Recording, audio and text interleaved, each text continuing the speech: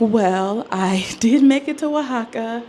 However, my laptop and my iPad did not. I left it in my colectivo and I'm freaking out. I was pacing. I'm trying not to freak out. I'm so terrified.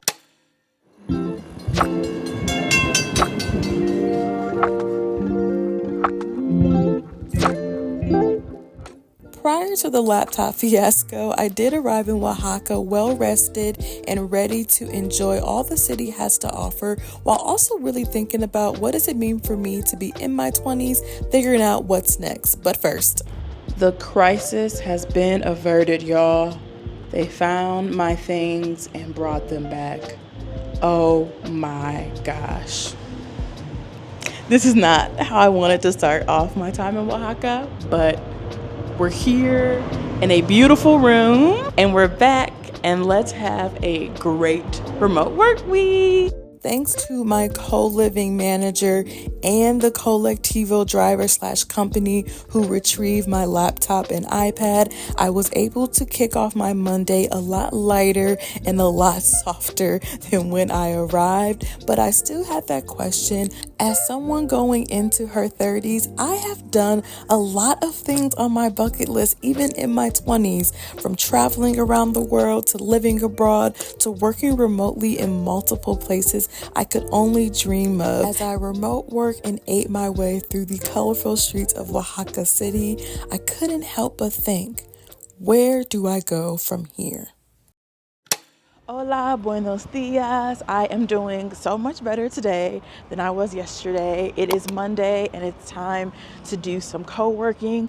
I just went to a really cute cafe, had a nice smoothie and avocado toast, and I'm ready to get the day started. So the cafe I ended up going to was super walkable. It was only like a 10-minute walk, I think, from Co 404, which is the co-living space that I am staying in for the week that I'm in Oaxaca. This week will be a little different because I'm only working 3 days this week. I took 2 days off to have more time to kind of do the things I wanted to do in Oaxaca, and I'm very happy I did. So be on the lookout for a solo female travel guide to Oaxaca if you are considering coming here. But I think my first impressions of just walking around this morning is that, one, it is very walkable.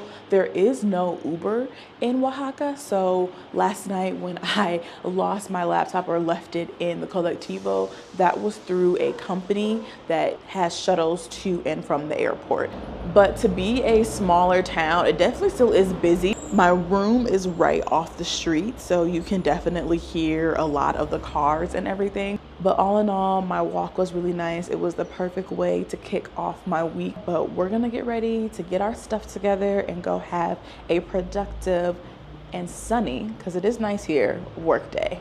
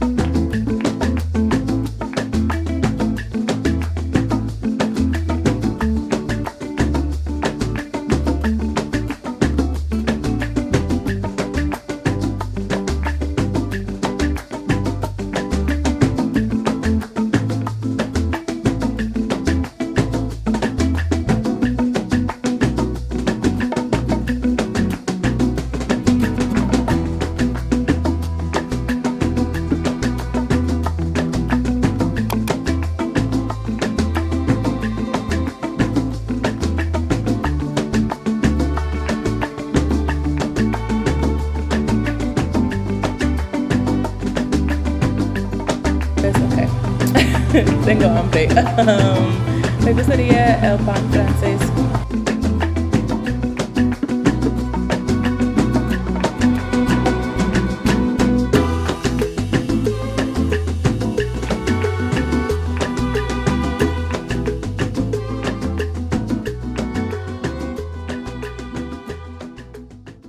Good morning, buenos dias. I have my tea and it's Tuesday. I think one thing I don't talk about a lot on the channel is how it is balancing a 9 to 5 with a side hustle or any kind of side business. It's really great, but when I'm traveling, it is so hard to balance all the things and still post on Instagram and TikTok, and YouTube kind of goes to the wayside sometimes. I'm sorry, I do love y'all, but it just takes a bit more time. So I am looking into getting some help at some point. I don't know. We'll see how the money's looking. But today I have I wouldn't call it a traditional Mexican breakfast. It's French toast. I did not eat dinner last night. I was so consumed with what I was doing that I just crashed out, which is not a good thing. Make sure you eat your food. Woke up super hungry. I found this cafe. It's called Cafe Bre. I put the name in here, but it's super cute. It's only an 8-minute walk from the co-living space. So I'm gonna relax, eat my French toast, drink my tea, and just ease on into my day today.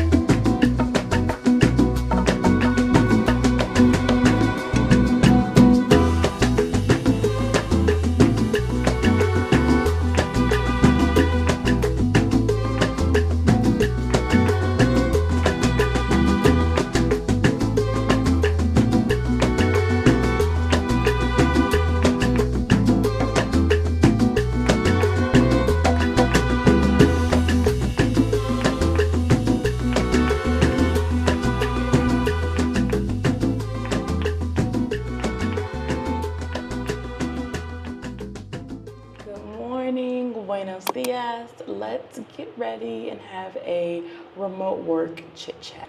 It is my last day working actually in Oaxaca. I took off yesterday to have a really cool experience learning about the Zapotec peoples, who are the indigenous group or one of the indigenous groups here in Oaxaca, and they're actually known for a lot of the, oh my gosh, I have my morning voice, I'm so sorry, but we roll. They're actually the indigenous group that makes a lot of the arts and crafts that Oaxaca is known for. So I'll be having that whole experience in my solo travel vlog here. But yes, today is my last working day in Oaxaca because I also took tomorrow off and I have a full day of activities planned. So I'm super pumped. If you watched my Guadalajara vlog, you know I didn't really do a whole lot, and y'all know I am an itinerary warrior. So I really took the time last week in Guadalajara to relax,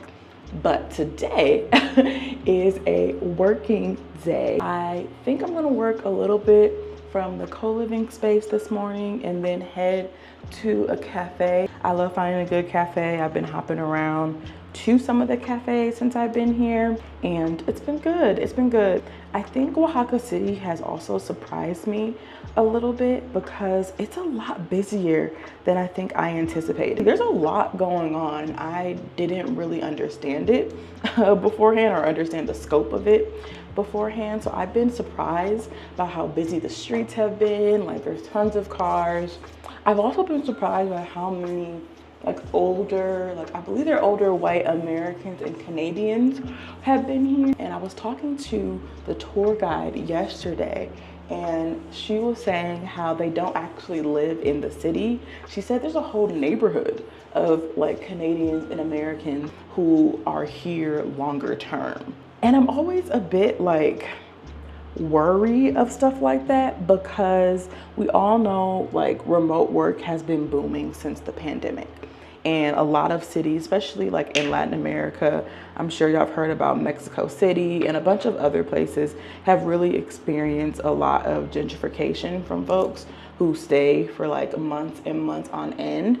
And I'm just finding it so fascinating that there are whole neighborhoods now of people who do that. And I think maybe at one point I wanted to like live abroad again, but I don't know. I don't know. Like, I think doing all of these shorter kind of workcation solo trips would have illuminated maybe there was a place I wanted to stay a longer term outside of the US, you know, in the future. But for those who don't know, I did live in Spain for a year and taught English through Fulbright, which was an incredible experience. I learned a lot about myself and where I could see myself. And, you know, being in a smaller town called Logroño wasn't my ideal place. Like, it wasn't a bad place by any means, but I think being a Black woman, I just know that there are places I cannot live because I'm always stared at. You know, it's just a lot of emotional labor. And not to say, again, people mean well. Like, I'm grateful to not have had a lot of bad experiences as a Black woman while traveling. I've had my fair share of weird comments and questions, but I think I know myself enough at being 29 or almost 30 in August that, you know, I can't live everywhere. And no matter how good the weather is somewhere, no matter how cheap, which is controversial because only cheap to me because I have US dollars, it's not cheap to locals. No matter how inexpensive, we'll say, it may seem to me, there are some things that I really do love about being in the US. I'm definitely a family-oriented person. I have a lot of siblings, my parents, my cousins and everything, my aunts and uncles. So I think as I'm kind of entering 30 and entering like this next decade of my life, I am thinking about what that looks like for me, like work-wise, what it looks like for me, you know, my living situation. I've been living at home for the past 4 years since the pandemic started, really, because I graduated and became an international social worker who did not go abroad because of a global health crisis in 2020. And I kind of want to work abroad again, but I don't know what that looks like ethically anymore. I think a lot of my perspective changed in my program about what I valued, and it's only magnified. You know, like, what does it mean to work abroad as somebody from the US? What does it mean to live in someone else's country? And I think I learned a lot in Fulbright and being in Spain, and that was lovely, but I don't want to repeat that experience. Like, I want it to be, you know, a different kind of experience. Or maybe I just go find a city that I actually really like in the US. Like, I've always wanted to live on the East Coast, at least for a time. I've been a Midwest girl pretty much my whole life. I went to undergrad in Illinois. I went to grad school in Missouri. I'm from Wisconsin, I'm from Milwaukee. So I've been a Midwest girl, okay? I represent for my region very, very hard. I don't know, like, being here and, you know, being in a city where everything's in walking distance. Like, you can go somewhere and there's like a doctor, or there's like places to eat, and you don't necessarily need a car in order to go from place to place. And I don't know, every time I go somewhere else and I experience that, I'm like, oh, I really want that in the US, but like, where is it? So a lot of thoughts have been happening since I've been just traveling, not only in Oaxaca City, which is a beautiful place to visit. It's a lot of history, a lot of culture, super artsy, super colorful, but I would be remiss if I didn't mention the number of, you know, even in this co-living space, people who are here for like months. You know, the ethics of that, and like, what does that mean for me as someone who does want to possibly live abroad again, or is in the search for a place that I would like to settle down in. Like, I don't know what that looks like. I don't know what that means. People are doing it. I just want to make sure I'm doing it in a way that is ethical to me, in the way that, you know, I think I want to live, that I will be proud of living. And if that means I no longer have a remote job and get a job in country somewhere, maybe that's the route I take, because I also know that having the US dollar changes the local economy a lot when you're somewhere longer term. There's like a lot of questions. Being in your late 20s, y'all, being in your late 20s, so many questions you're asking yourself about the world, about your life, and what you want to do next. So that's my remote work life word vomit, I guess, that I had on my mind this morning. I'm gonna finish getting ready, gonna put my hair up probably today, and we're gonna get started with our day, go hang out at a cafe, go hang out here, do some work, eat some great food as we've been doing here in Oaxaca City.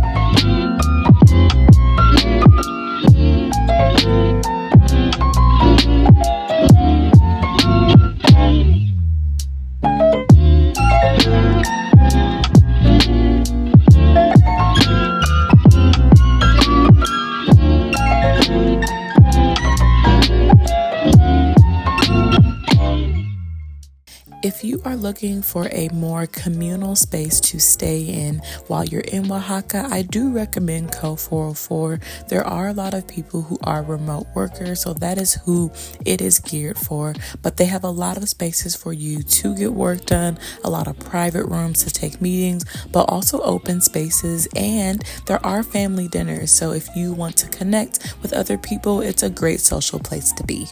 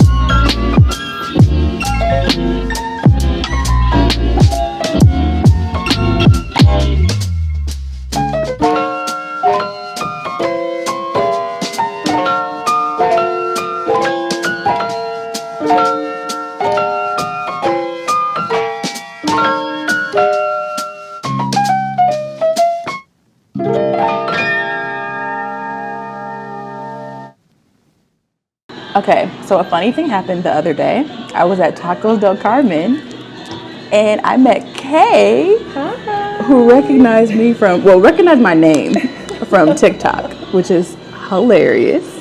Yes, we are now eating tlayudas. Tlayudas.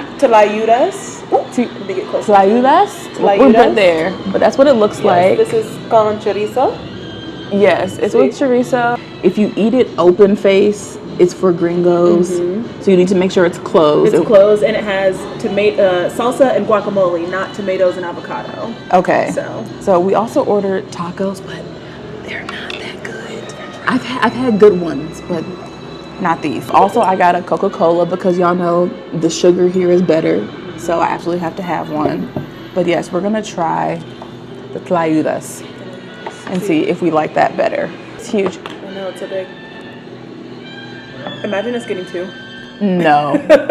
Okay, what's in the middle? I think that's chorizo. Chorizo? I feel like it is. Yeah. Do we eat it a certain way? I'm like, is the chorizo already in there at all? Ooh. Peaceful. Oh my god, it's so much food. Better with the salsa. Better with the salsa? Okay, let me try with the salsa then. No, it's not bad. As I was laughing and kikiing and stuffing my face in Oaxaca, I can't say I came to any resolutions about my questions of what I want to do next and how I want to round out my 20s and what the future holds. But what I did know is that it's been really fun figuring out thus far, so I'm not gonna rush my season. Ready? 1, 2, 3. Cheers! Making new friends! I love it, and the place is so cute.